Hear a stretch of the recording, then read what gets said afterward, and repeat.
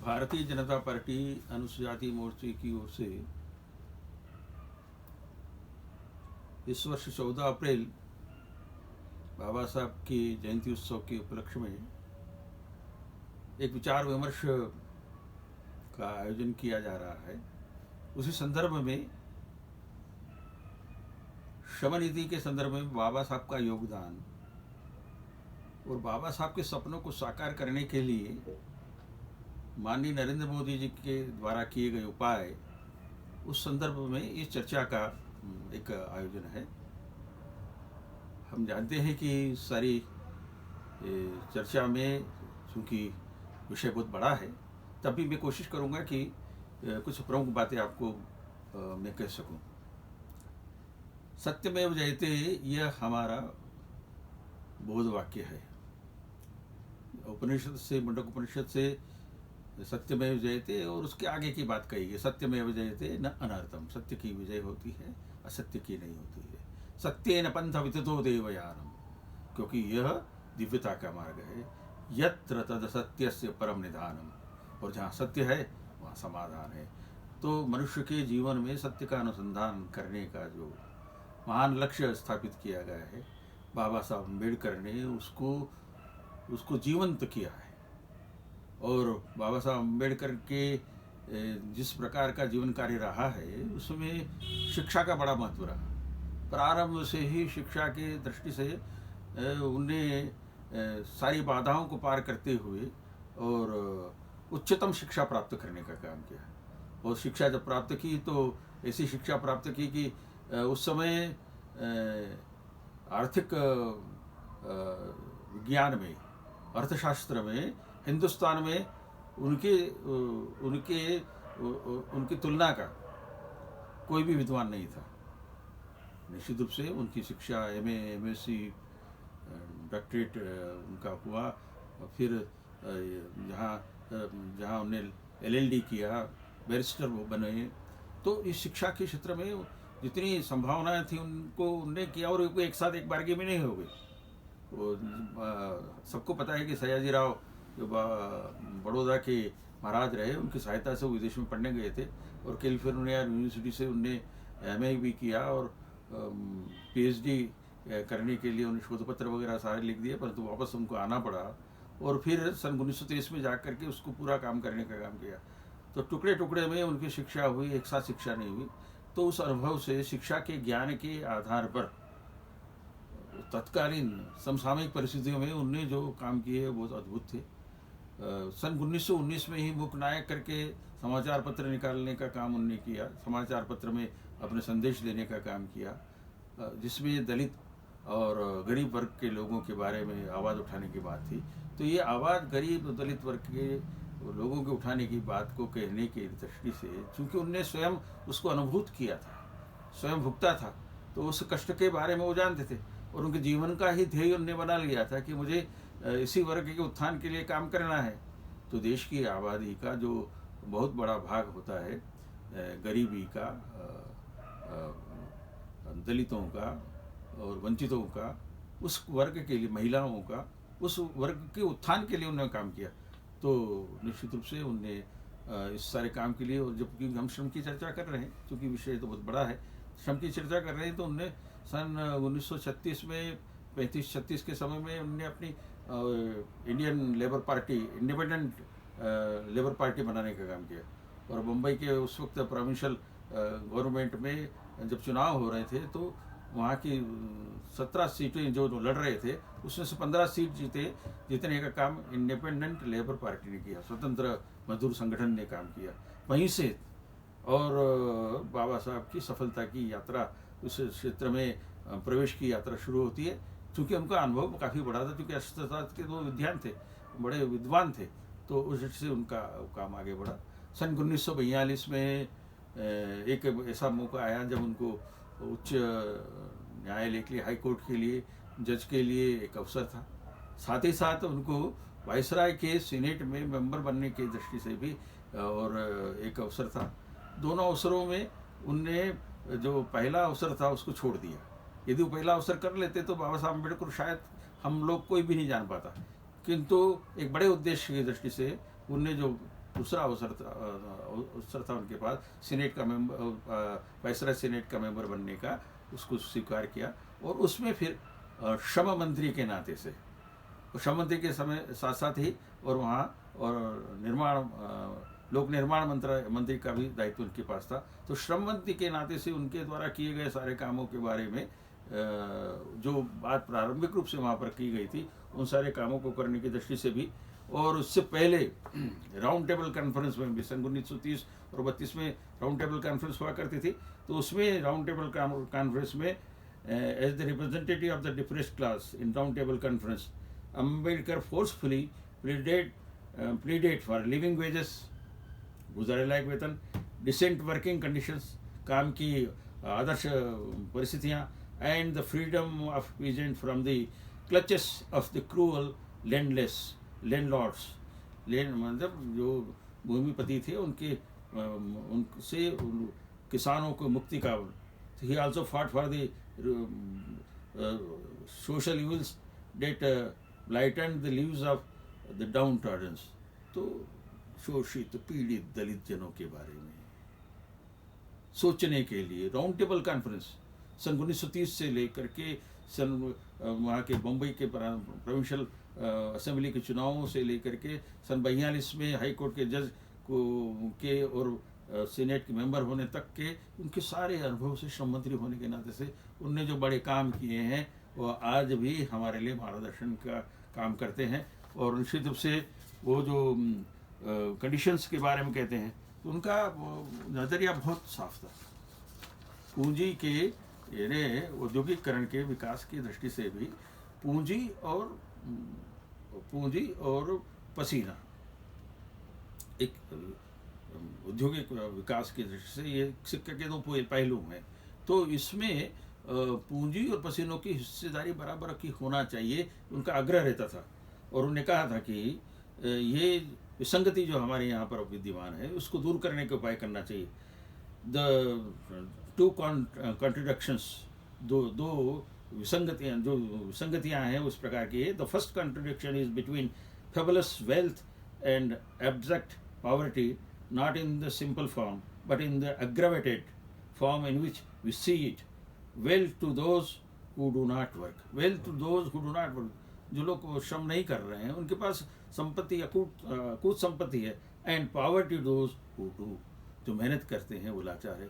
मुझे इस वक्त एक प्रोज याद आ रहा है जो मैं बचपन में पढ़ा करता था कि God didn't create a man to be miserable, to hunger and die in the midst of that plenty which is the result of his own labor.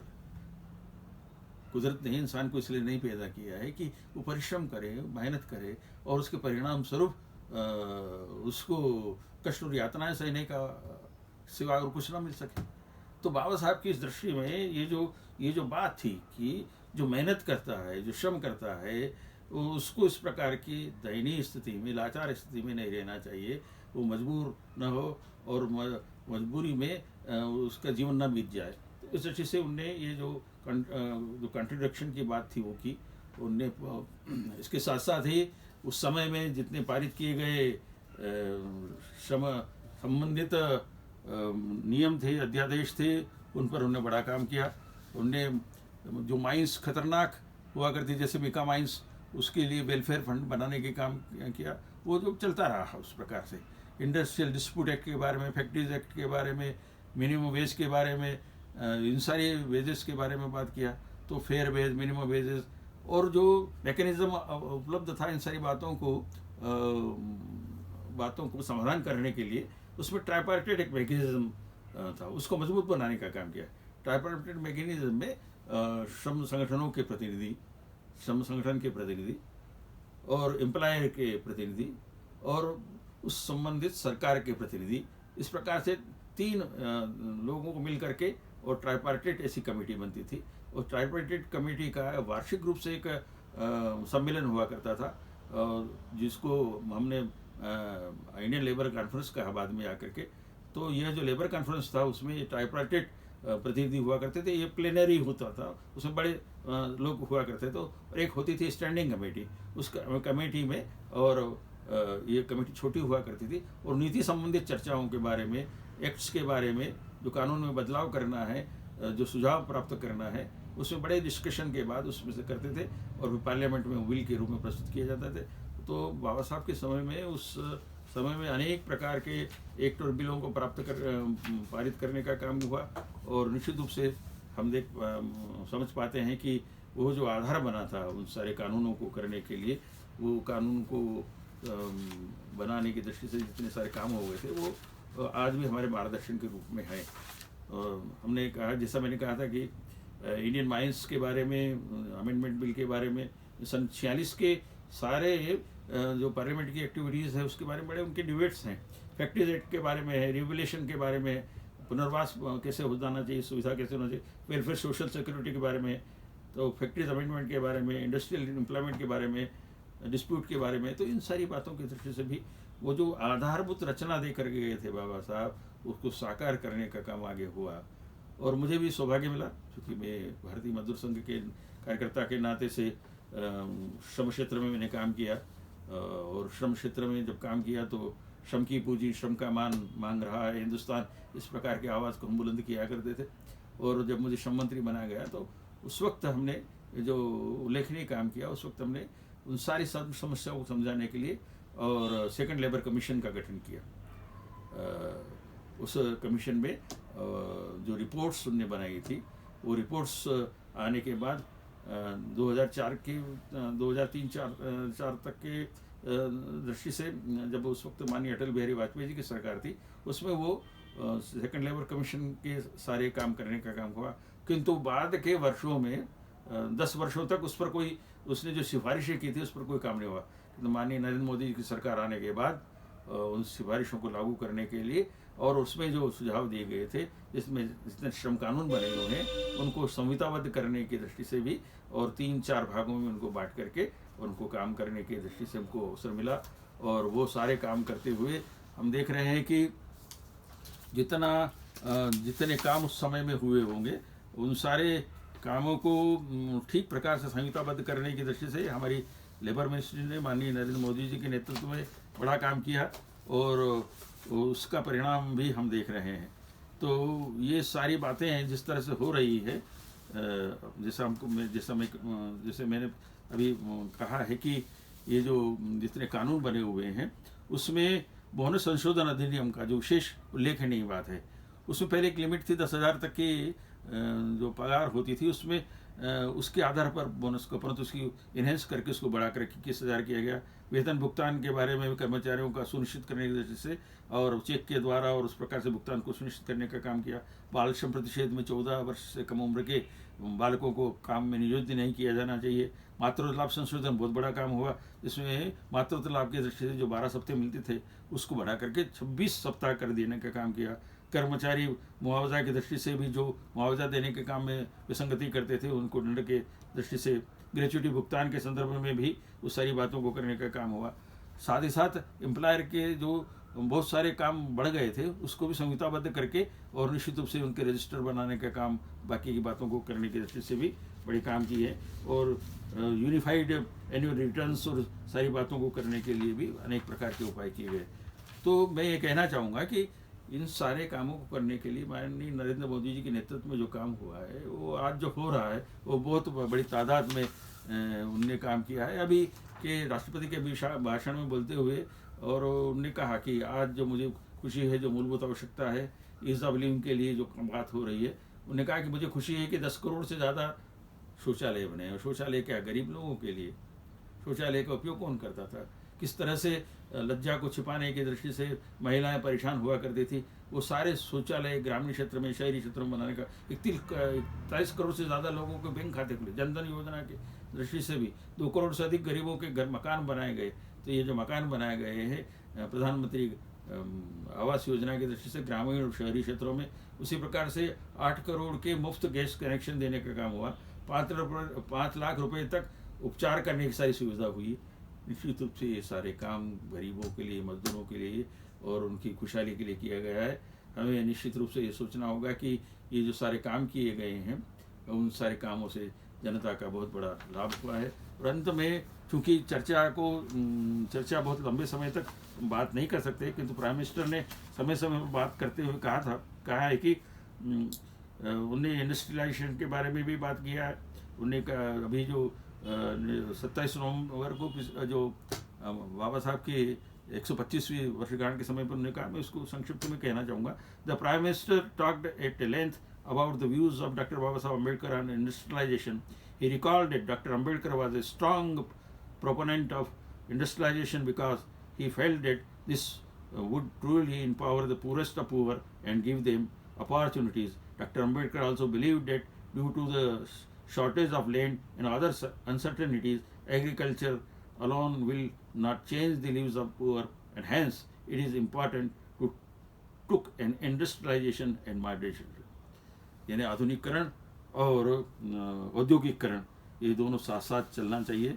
इस प्रकार का संदेश बाबा साहब का जो सपना था उसको साकार करने के लिए, और संविधान की उस वक्त भी जो बात कही गई थी, उन्होंने माननीय प्रधानमंत्री जी ने जो कहा था कि संविधान, उन्होंने कहा था कि आइडिया ऑफ इंडिया, उसको व्यक्त करने के लिए क्या उनका है, तो संक्षिप्त में सार रूप से उन्होंने जो कहा है वो मैं यहाँ कहना चाहूँगा कि माय आइडिया ऑफ इंडिया सत्यमेव जयते, माय आइडिया ऑफ इंडिया अहिंसा परमो धर्म, माय आइडिया ऑफ इंडिया एकम सद्विप्रा बहुधा वदंती, माय आइडिया ऑफ इंडिया पौधों में परमात्मा दिखना, पौधों में परमात्मा दिखना, यानी कुदरत के लिए, नेचर के लिए। माय आइडिया ऑफ इंडिया वसुदैव कुटुंबकम, बंधुत्व भाव, माय आइडिया ऑफ इंडिया सर्वपंथ समभाव, माय आइडिया ऑफ इंडिया अपदीपो भव, माय आइडिया ऑफ इंडिया तेन तक्तेन मुंदित, त्याग पूर्वक भोग करने की बात का संदेश है।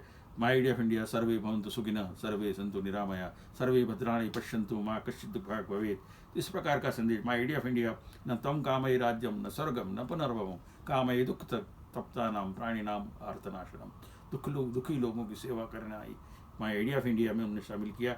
माय आइडिया ऑफ इंडिया वैष्णव जन तो तेने कहिए, ये पीर पराई जाने रे। माय आइडिया ऑफ इंडिया जन सेवा ही प्रभु सेवा। माय आइडिया ऑफ इंडिया सहना भवतु शरणो वनप्तु सवीर्यम करवा।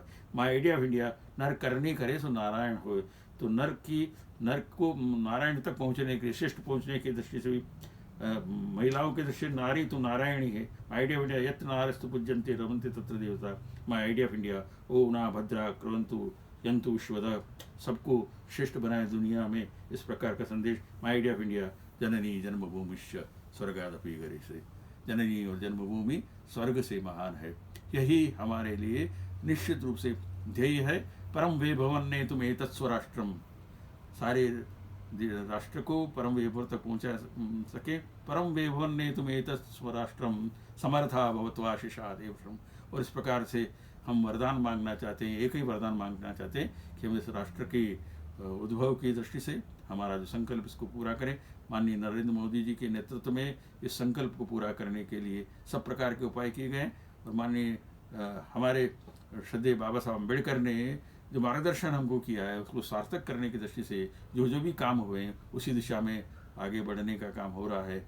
वो समय दूर नहीं है जब हम दीन दुखियों के कष्टों को दूर करने में समर्थ होंगे, और साथ ही साथ हमारे अपने मेक इन इंडिया और बाकी के सारी योजनाओं के माध्यम से कौशल विकास की दृष्टि से, कौशल उन्नयन की दृष्टि से, जहाँ एक तरफ दुनिया में पूंजी का महत्व हो रहा है, उसी तरह से हम अपने देश में कौशल को बढ़ावा दे करके कौशल वैश्वीकरण के सपने को भी साकार करने का काम कर सकेंगे। श्रम मंत्री के नाते से मैंने ये सारे उपाय इंटरनेशनल कॉन्फ्रेंस में भी इस प्रकार की बातों को व्यक्त करने का काम किया है।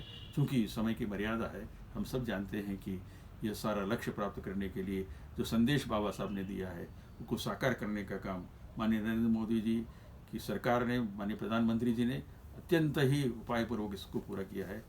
आज के इस अवसर पर मनुष्य जयंती के पर्व पर मैं आप सबका अभिनंदन करता हूँ और आपके प्रति शुभकामनाएं व्यक्त करता हूँ। धन्यवाद। भारत माता की जय।